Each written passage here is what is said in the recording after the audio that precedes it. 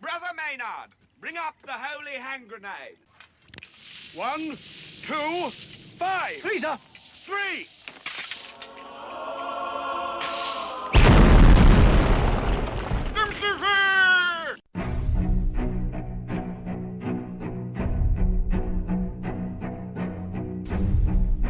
Arm yourselves, America.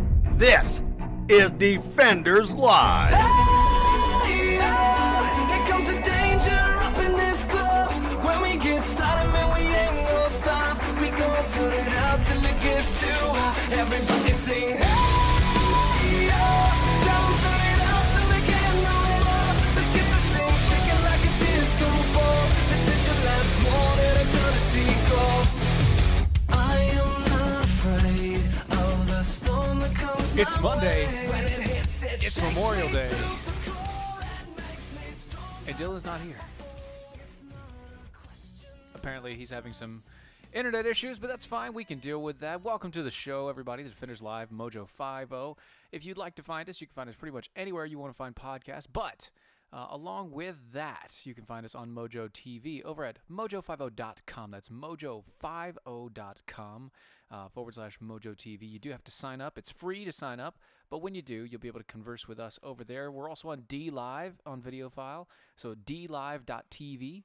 You can find us there under Defenders Live as well. Check us out; it's amazing. Little streaming service where we can converse back and forth, and it helps us. It helps keep us going, and all the rest. Also, check out our website doaeshow.com, doaeshow.com.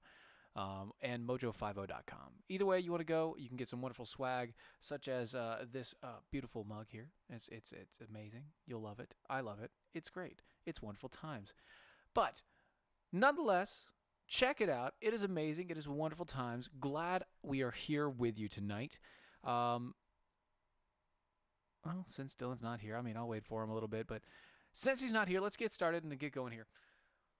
See, there was a group out there just recently. What is it? 6, 7, 5, 7, 8. About a year ago. That decided that they were going to start raising money. They were going to start a GoFundMe campaign, and their GoFundMe campaign was specific. It said, "We will build the wall." That's right, everybody. "We will build the wall" was the GoFundMe group, and they raised, millions of dollars. And they're sticking to it. They're sticking to what they said. They said, "We will build a wall," and they are. This from CNN, surprisingly enough. A group that raised millions of dollars in a GoFundMe campaign says it has broken ground on a project to build its own stretch of the border wall on private property. We Build a Wall, a group founded by the triple amputee Air Force veteran, said in a series of social media posts on Monday that it started construction on the private property in New Mexico. The announcement comes months after the group began its GoFundMe campaign, raising private donations for a border wall. And days after the federal judge blocked President Trump from tapping into the billions in defense funds for our administration to start construction efforts. In a quote, he says, "Buckle up! We're just getting started." The group wrote on Facebook posts, sharing what it said were images of the construction over the weekend. So it started this weekend. It is wonderful, great. It's huge, wonderful wall. It's going to be great, beautiful, huge wall. It'll be amazing with doors. It'll be construction. It'll be great. Wonderful times. Yes. Former White House Chief Strategist Steve Bannon, who chairs the We Build a Wall Advisory Board, told CNN on Monday that the group has built a mile of the border wall in El Paso, Texas area.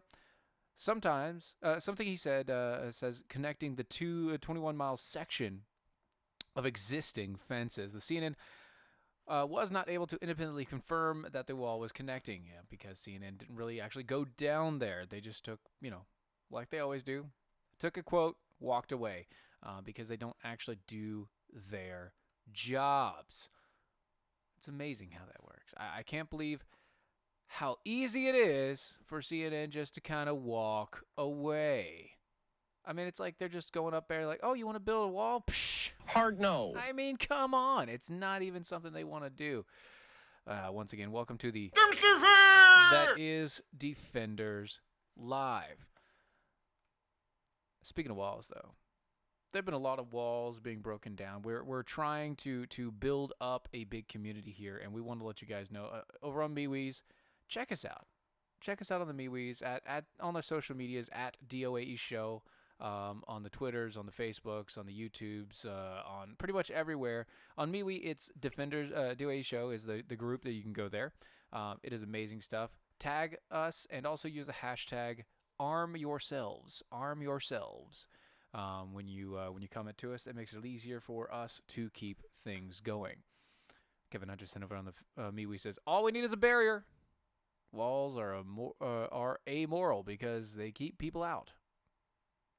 Barriers hopefully show the dreamers where America begins. That's kind of true. And I believe that's a quote, but it's kind of a weird quote because a barrier is a wall. It is a wall.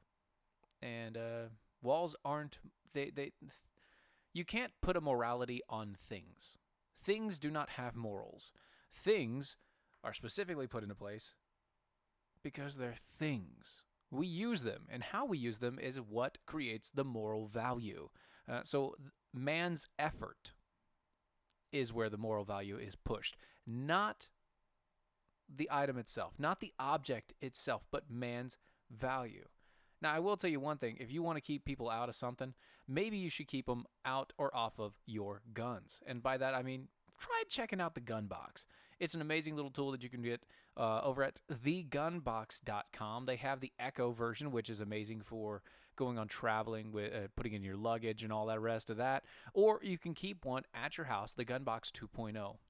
It's ultimate. It's an accessible handgun safe. It's amazing.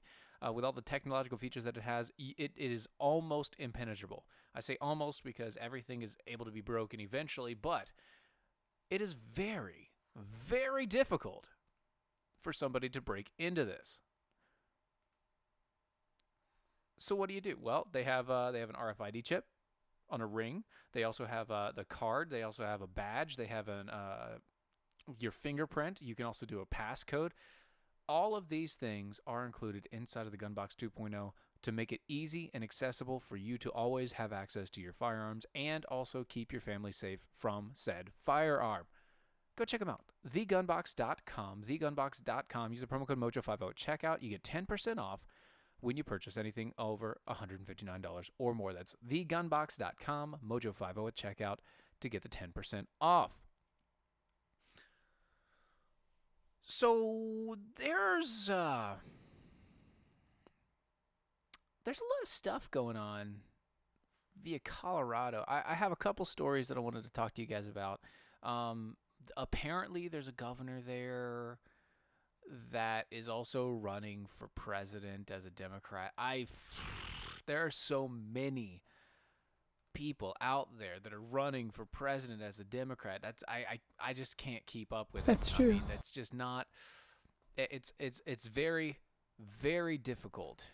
Inconceivable. For me to actually get my mind around all of these people. So apparently there's a guy. He's out there, and John Hickenlooper. I'm gonna let that sink in. John Hickenlooper, former Colorado governor, warns that his party is straying too far to the left. That's right. They're going too far to the left. He doesn't want them to be as socialist as they are. Hickenlooper, one of the 23 candidates running for Democratic president. I think it's now 24 because was Hillary Clinton counted in the nominees before, because she's now a nominee again. She's now started her campaign for reals. So I don't know, maybe off the top of my head, if she was in there before or not, or counted as part of it. But if she wasn't, then you need to add her back in. So I think it's actually 24, but maybe 20. Maybe it was 22, and now it's 20. I don't know. Whatever. No big deal.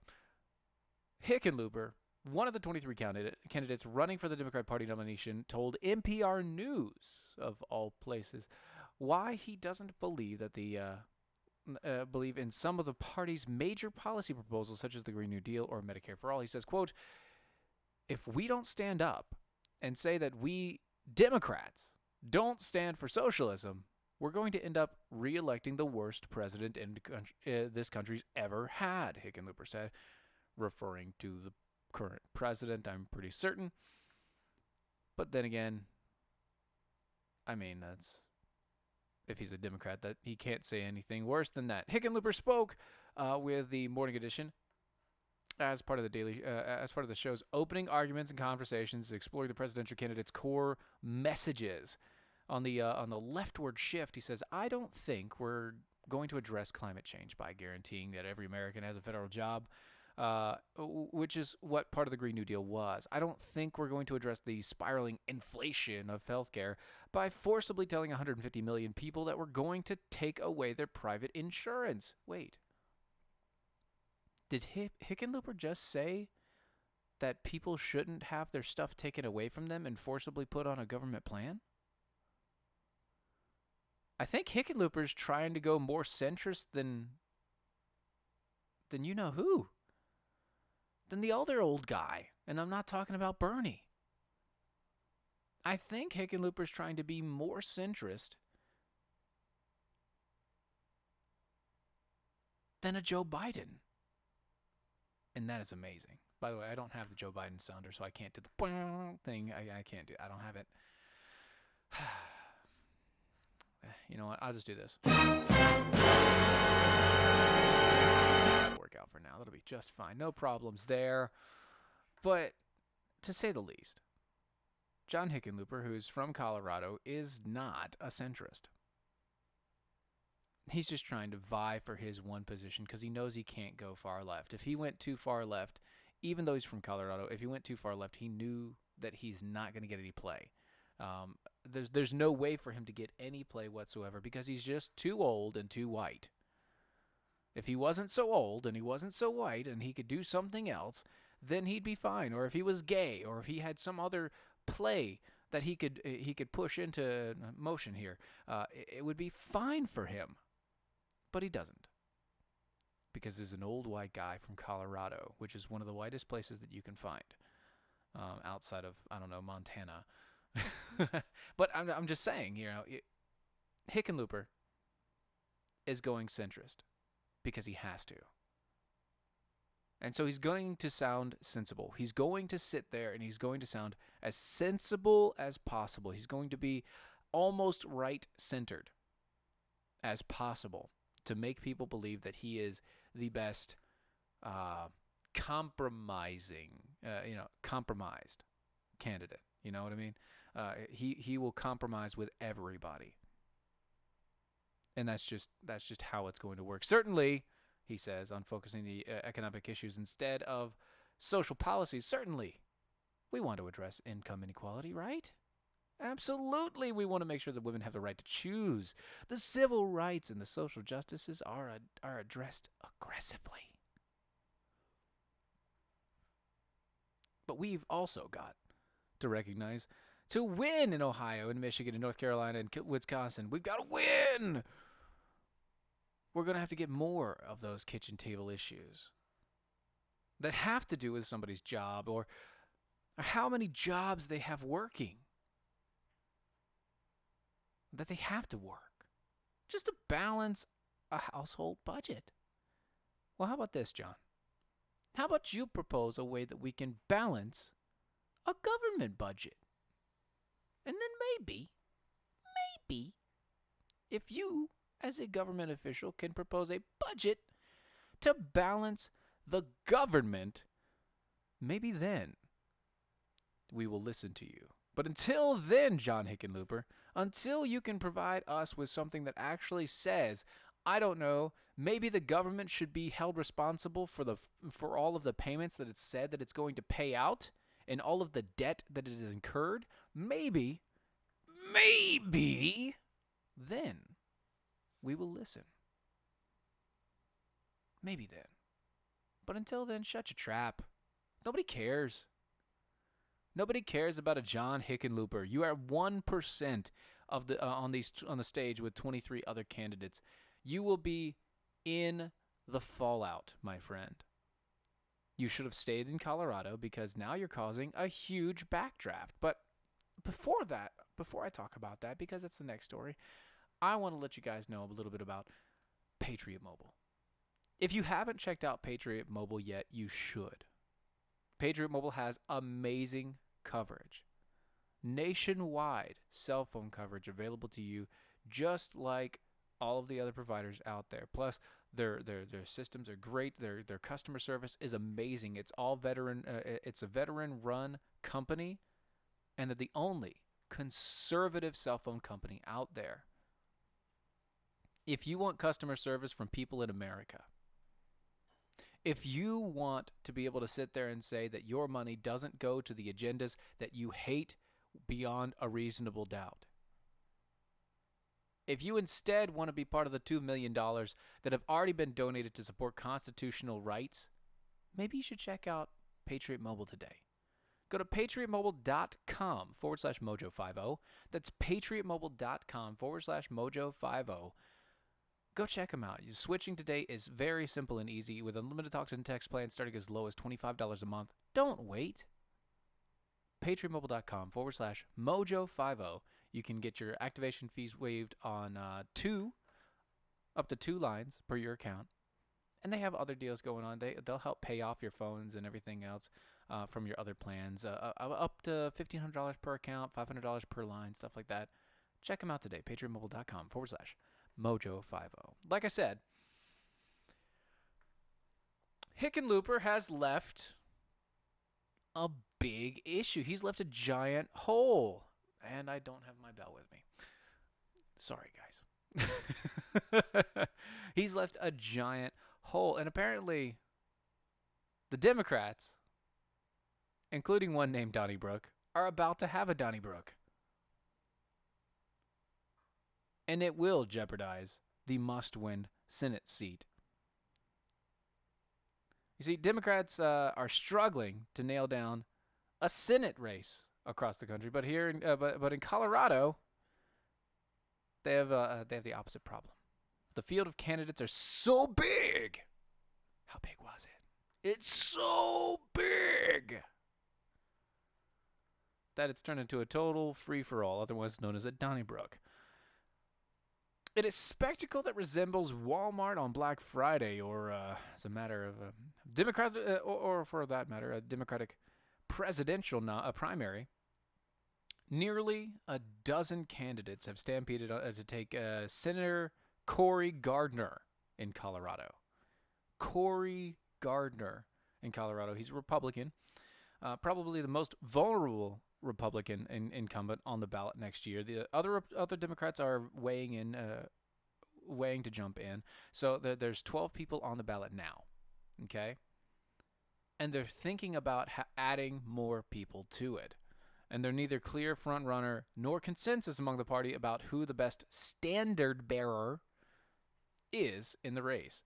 It is definitely a must-win state for the Senate battle. See, the National Democrats tried in the past to anoint chosen candidates in select Senate contests to avoid this exact issue. What they've tried to do in the past is they're like, we're donning you as the next senator from Colorado. You are going to be the next one. You are going to be who does this. This is going to be yours.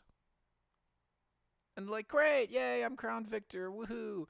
But in Colorado, apparently everybody's vying for the positions, and they can't decide on who they want to overcome the other. See, they're playing a big game of King of the Hill before they try and go against the Republican Cory Gardner. See, the tact that they've used is backfired over him. Well-known former elected official blew winnable races in the battleground state multiple times. So in Colorado, Democrats are opting to hand off the approach and instead just allow the party to find somebody that emerges great victoriously. They want to see, who was it? Mr. Rogers in a bloody. They want to see Mr. Rogers in a bloody cardigan, holding up the sword at the end, and being the victorious. That's what they want, And that's what they're going to find. They're confident that Gardner is beatable no matter who wins the primary. Quote, because Gardner is so vulnerable and is so bad for the state, we are bursting at the seams. This came from the Democratic Party chairman, Morgan Carroll. The party is strictly neutral, but we have a big field. Oh, I bet you do.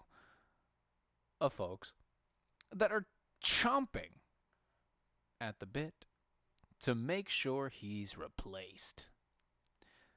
But the thing is, when you have this many people in the way to become senator, the same thing's going to happen to you as does your presidential debates. What's going to happen with your presidential nominations? Oh, you don't get it, do you? Everybody's going to be pissed that somebody else got voted in. That's what's going to happen. The Democrats are going to get pissed that their guy didn't win, and then they're not going to vote. And then your senator, Republican, Cory Gardner, is just going to jump back into place, and nobody will have to worry about it again for another 6 years. Or, I think it's 6 years for senators. I think that's 6 years. Yeah, I think that's right. Oh, and never forget, Cory Gardner banned birth control. Sure. That's exactly what he did. Yes. Okay. I'll remember that. Thank you, Zig the Gator, over on the MeWe's. Thank you for that. Because I wouldn't have known that, because I don't follow Colorado that often. You know, they're all mostly high and can't breathe, and because they're such high elevation, I just don't really worry about it too much. Mike Johnson, a former state senator, was the first to enter the race and is considered the early favorite. His bullet hole pocket campaign of office doubles as a community center in the neighborhood plagued by gang violence. He has a campaign office that has a whole bunch of bullet holes in it, and it doubles as a community center for a neighborhood that is extremely violent. So Mike Johnston apparently is the guy to beat Cory Gardner. Another early candidate was Andrew Romanoff, former state House Speaker, who challenged Senator Michael Bennet from the left and blew the winnable race for Mike Kaufman. Blew a winnable race against Mike Kaufman, who's a Republican, in 2014. But Romanoff is popular among liberals, and Republicans are paying close attention to that. So Romanoff. So we have another Russian in government. That's really funny. Andrew Romanoff, who lost his last campaign, is also a top contender to win this campaign, to lose against another Republican. I don't understand how you're going to... You know what? That's a great idea. We're going to take the biggest losers. We're going to take the biggest losers and put them up against the Republican candidate, because surely our biggest losers are not as bad as this Republican candidate. Yes, they are. Yes, they can be. Then there's apparently there's a trio of former Obama administration officials whose profiles mirror the success of the House candidate in 2018. Dan Baer, former State Department official and ambassador in Europe, who would be the first openly gay man to serve in the Senate if elected, and touts his foreign policy experience in sharp contrast with Gardner. John Walsh, a former U.S. attorney running as a pragmatic progressive, is endorsed by a handful of Obama officials, including Attorney General Eric Gardner.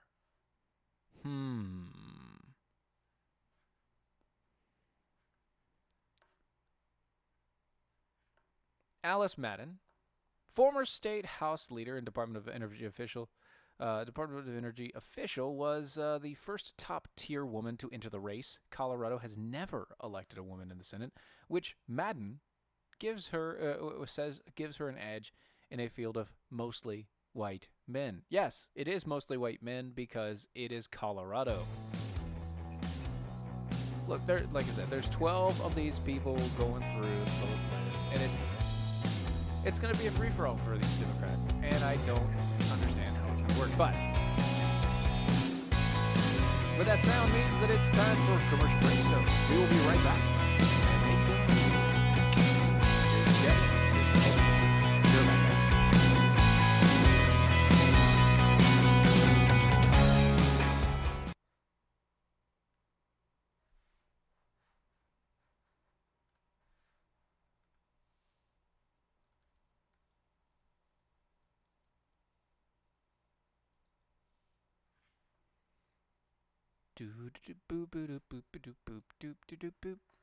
Trying to see if Dylan can get in here.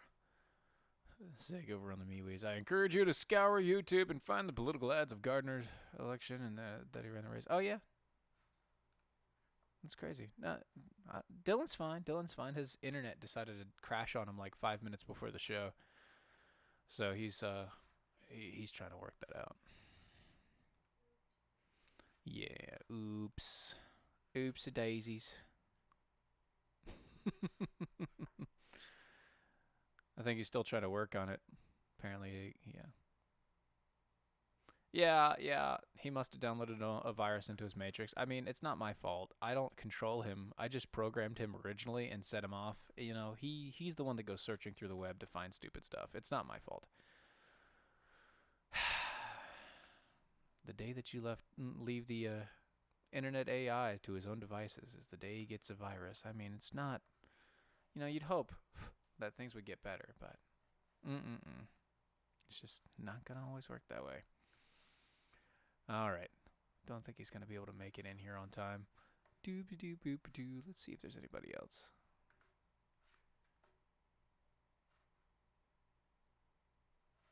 Singing to myself. Yeah, I'm singing to myself. What do you want? What are you saying? What are you saying? What are you saying, Virginia? All right. Couple seconds. We'll be back.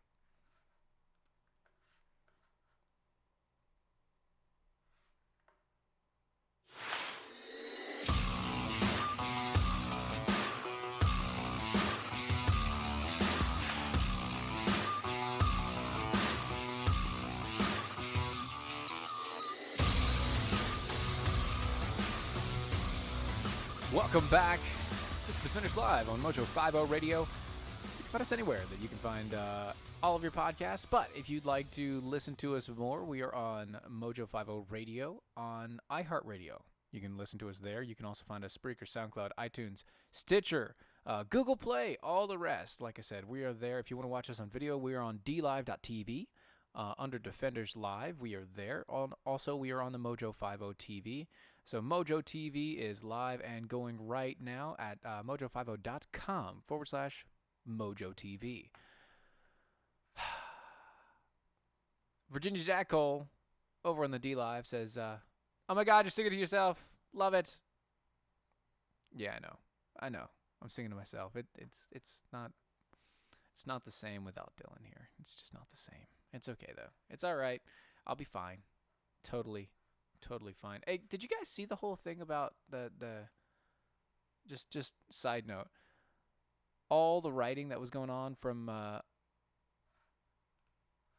the Imam Talib, how he was going through everything with the news, like BuzzFeed video said a man vandalized a synagogue and Nazi symbols, told the federal agents his road to radicalism involved a far right-wing identity Europa group, reading Ben Shapiro, Breitbart News, and Nazi propaganda. It's like, how are you going to blame a Jew, like the most Jewish Jew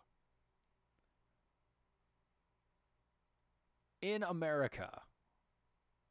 Like, he is a very Jewy Jew. I mean, like, when Jews go Jewing, they look for Ben Shapiro. I mean, this man is so much Jew.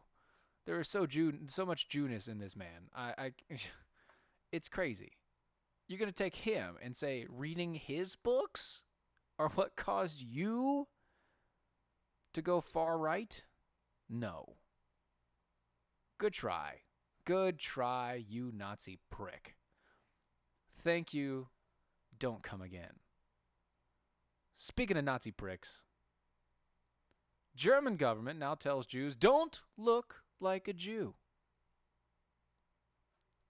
You heard me right. Germany has now said, don't look like a Jew. According to Germany's government commissioner on anti-Semitism, Jews in his country should stop wearing the kippas, or the skull caps, the thing on the back of their heads, in public, lest they incur the wrath of the anti-Semites. Quoted in an interview published on Saturday, by Funk Regional Press, Felix Klein, whose job was created in 2018, stated, quote, "I cannot advise Jews to wear the kippah everywhere at the time in Germany."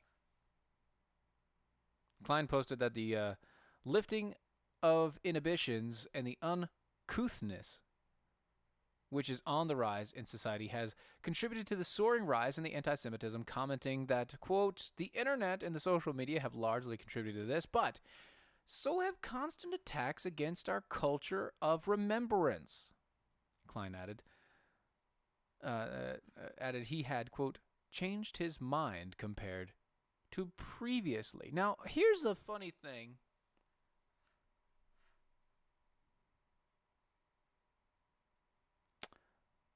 We're talking about Germany.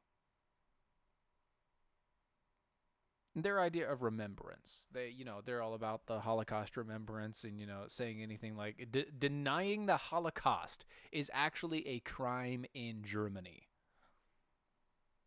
Denying the Holocaust is a crime in Germany because it means that you have forgotten the crap that your ancestors did. It means that you are denying the history of the German government. And we all know it's wrong. We all know it's wrong.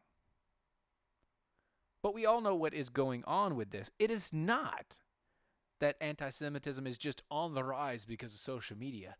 It is, in fact, anti-Semitism is on the rise in Germany because they have let millions, with an M, millions of people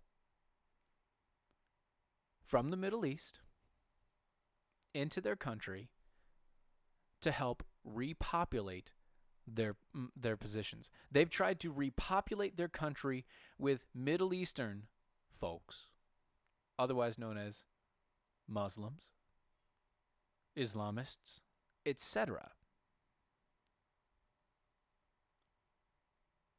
And so what's going on? Well, the moment you introduce a huge loft of society that is very anti-Islamic, very anti-Semitic, you have to start a whole new organization, a commission on anti-Semitism to fight anti-Semitism. What the heck are you thinking, guys? This is what happens when you allow that many people into your society and let them roam free. The Guardian notes, anti-Semitic hate crime rose by 20% in the last year, according to the Interior Ministry data, which blamed 9 out of 10 cases on the extreme right. Sure. There were 62 violent anti-Semitic acts compared to 37 in 2017.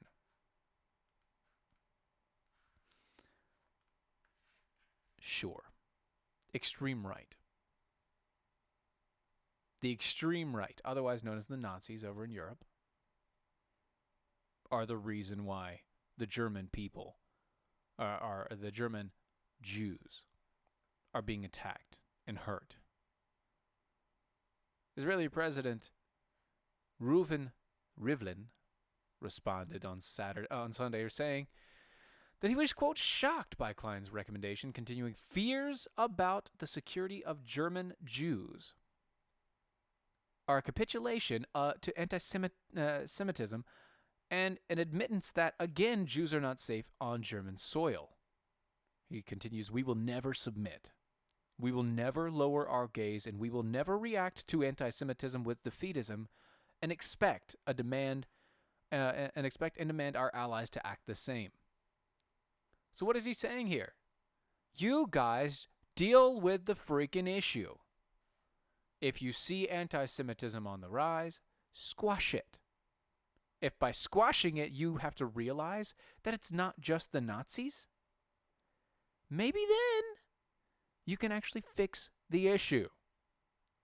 But until then, don't tell a Jew in Germany that he has to stop being Jewish in Germany. I mean, if you're PC culture, how un-PC is that? You want to talk about, people, hate crimes and being a minority group and being the oppressed people. Who in Germany is more oppressed than the Jew? If you on the left are saying that the best way for a Jew to not get harassed is to not look like a Jew, that is the same as you on the left telling a Muslim that the way to not get harassed in America is to not look like a Muslim.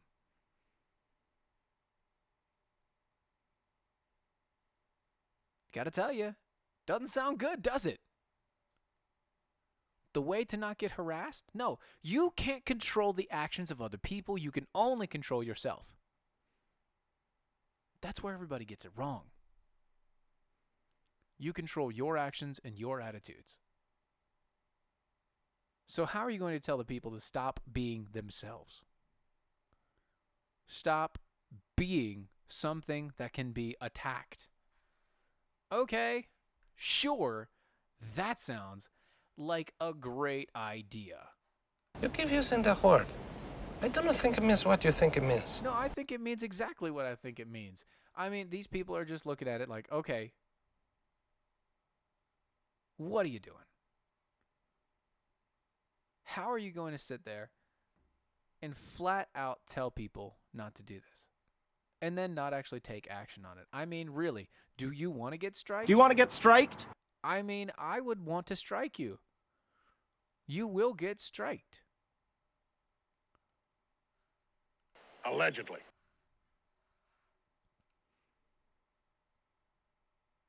And at the same point in time, I look at that and then I look at this story. Teen, 17-year-old, slashes a gay man in the stomach and causes his intestines to spill out over in the UK.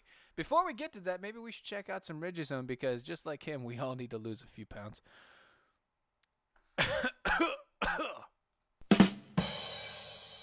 That was a hard joke to say. Ridgezone is America's #1 weight management supplement of OEA.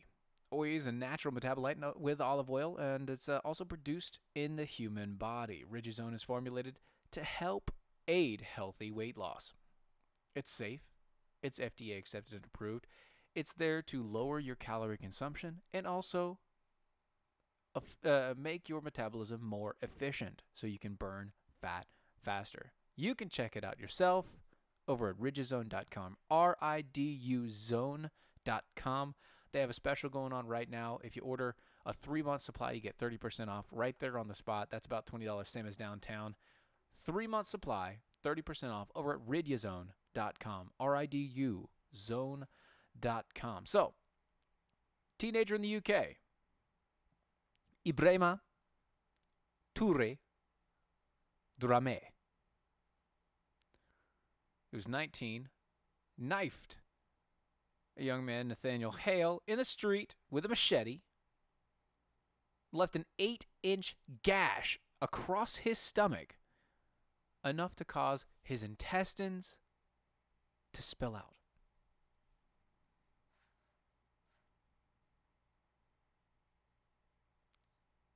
He then knocked the phone out of his hand so that when he ran away, it would take longer for him to be able to call for help. Teenager was jailed for sentenced and jailed this past Thursday for 10 years and 8 months after he was found guilty of wounding with intent. Wounding with intent. He was trying to draw and quarter this young man for being gay. He just didn't have the horses.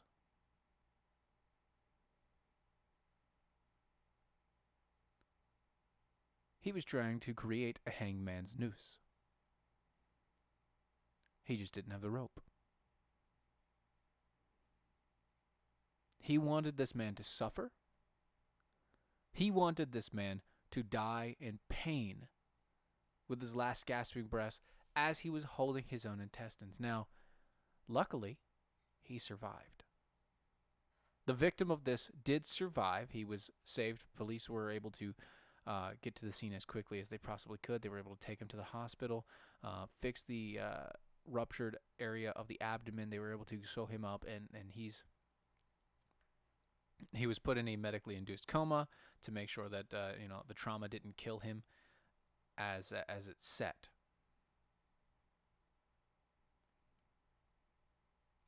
But I want to give you a quote here. The Honorable Judge Adrian Lucking said, quote, "This is what happens when you carry weapons in public and injure other people. This is what happens when you carry weapons in public and injure other people. No, this is what happens when an extremist is carrying a machete and is targeting a gay man." It was a targeted hit. This man was trying to kill him in the most painful way possible. It wasn't like he was going to, get caught into some sort of ruckus afterwards. It wasn't like he was he just saw this guy, got into a fight, or they bumped shoulders and he decided to stab him with a knife or a machete, because an 8-inch long machete is not something that you can just hide. You can't hide an 8-inch machete. In fact, he joked about trying to hide it to his friends afterward, before he was caught.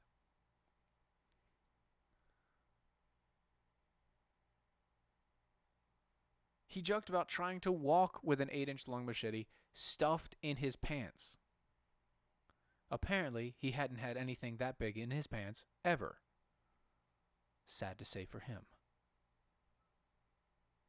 Maybe if he had, he would have understood why he shouldn't have been doing such things. During the trial, the victim says, "When I first saw my scar in the hospital, I cried for over an hour at what these men had done, what this man had done to me." See, it was not just him; it was him and another accomplice. They had both been spotting him and everything else. So it was two guys, 123, 117, together. And the one with the machete is the one that actually hurt him. He says he has frequent flashbacks and nightmares of the man at night. He says that he's been left a shadow of his former self. And he also says, "I used to be outgoing and confident, but I find going out just makes me anxious. I don't think I will ever be the same." I don't think you would be either. I don't think you would be the same.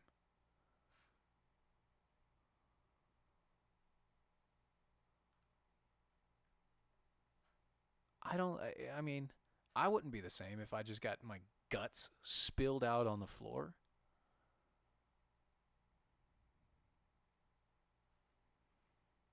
Zig the Trucking Gator over on MeWe says, "It's not easy hiding 8 inches in your pants. That's really not that difficult to do."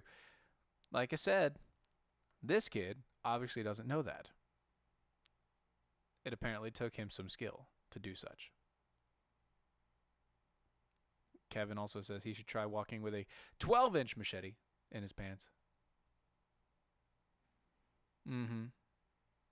He should. You know what he should just try walking with? I'm not going to say it. You know what? He's going to get his just desserts in jail, most likely. So, where he'll be treated like the wonderful, wonderful girl that he is. Trying to cut a man's guts wide open. That.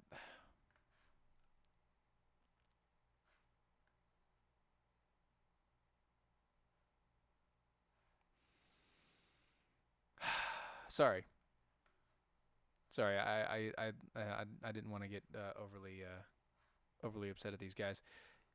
You know what you should check out? You should check out Tar River Arms. You should make sure that you're protected. You can't do that in the UK, but here in America, you can do that. And one of the best ways you can do that is go to tarriverarms.com. That's TRAguns.com. Use the promo code MOJO50 at checkout there. You can get a $25 gift card and free shipping on any item over $600, on any order over $600 or more to your local FFA. Tar River Arms is amazing. They're America's virtual gun store. They've got great guns, great prices, great service. You guys know this. We go through this all the time. But they also are about to have their very first brick and mortar location. Dude, we are holding the grandest of grand openings when it happens. July 9th is when it's all going down. Come down a day early. Make sure you got yourself ready for it. It's going to be an all-day event. We're going to be down there rolling through everything in Wake Forest, North Carolina. If you need more information, you can email us, info@DOAE Show.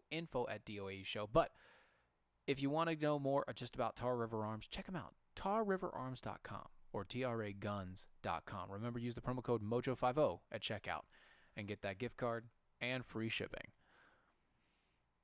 So San Francisco, by the way, that's a drink for all you people out there. San Francisco. Police chief apologizes for horrifying raid on journalist's home. That's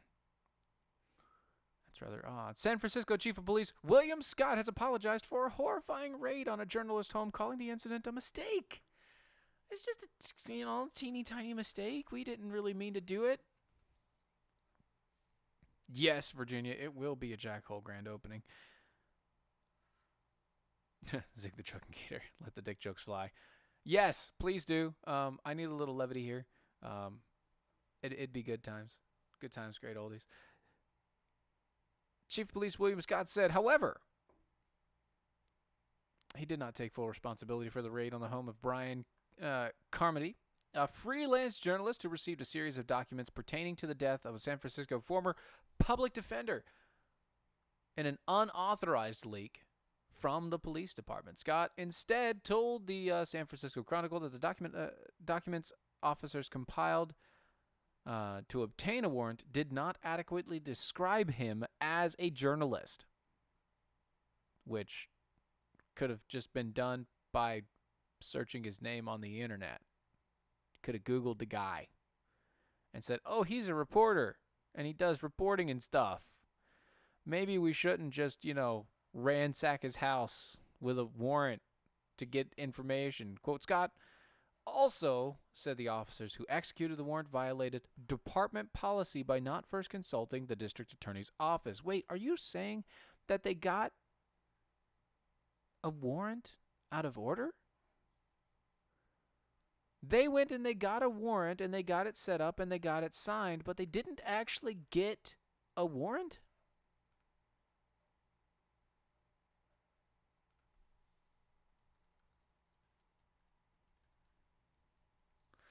I don't understand. It doesn't make sense to me. So you don't have a warrant, or you do have a warrant, but the warrant that you have is not actually through proper channels, so it's an illegal warrant. You have an illegal warrant that you're serving to a journalist who got papers from the police department. No matter how he got them, he still got them. That, you have to deal with that internally. You have to deal with that crap internally before you go out and try to attack the journalists. You went and you attacked the journalists first. You didn't focus on your people. You didn't focus on your job. You didn't focus on anything else. But you went through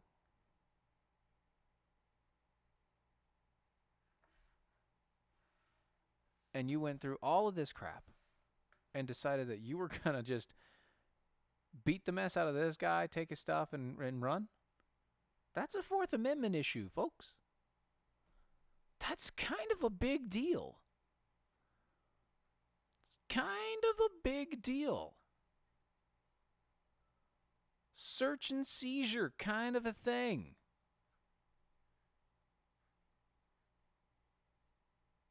I got a problem with that. I've got a problem with a government official saying that he's going to be that much of an issue. With a government official saying, I'm just going to go ahead and take this into my own hands, or a police officer saying that we're going to take this into our own hands, not advise, not going through, not setting up, not making sure he's gone through the proper channels, busting down the doors, taking whatever the hell he wants, and then, making everybody else pay for it. As chief of police, William Scott should be apologizing. He should be taking all the flack for this, because it's his men that did this. It's his men that have the problem. And maybe, if that were to occur, if it were to happen again, he would actually investigate thoroughly enough to make sure it isn't an issue. Before we go, one thing that is an issue to me that I wanted to let you know about, that I heard about or read about today, was Donald Trump bypassed Congress to sell weapons to Saudi Arabia. This happened on Friday, guys. I know it's from big league politics, so I'm not getting it from CNN. I'm not getting it from leftist news organizations. I'm getting it from people that actually like to talk about Trump a little bit in a nicer way. But the Trump administration bypassed Congress to fast-track billions of dollars in arms sales to Saudi Arabia. Saudi Arabia. We've had our fair share of differences with the Saudis. We've had our fair share of differences with the UAE. We've had our fair share of differences with people in Jordan and all the rest. One of the things that we really need to do, stop getting in the middle of it. The mess that these people bring to our table, to our floor, because we just happen to be one of the biggest suppliers of arms and everything like that. I get it.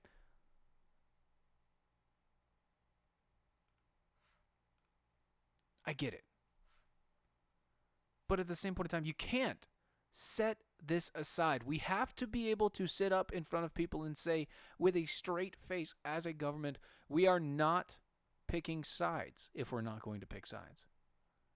We are not selling American arms to people who will then eventually turn around and use those same exact arms to kill us or the people that we protect.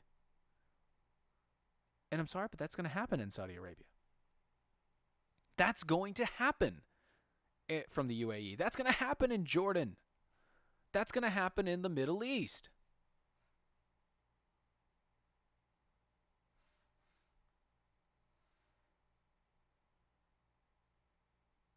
So I don't like this. I don't know. Maybe. I mean, we're all different people here. We all have our opinions about everything and going through, and that's what you're here for, to hear my opinion on it and Dylan's opinion on it, and to joke about this a little bit. But obviously he's not here, so it's harder for me to joke about things. How do you have a deal worth roughly $8 billion of precision-guided bombs and other equipment, end quote, to countries like Saudi Arabia and the UAE as Americans? I get it, you need to sell. You need to make money. I got you. I'm fine, whatever.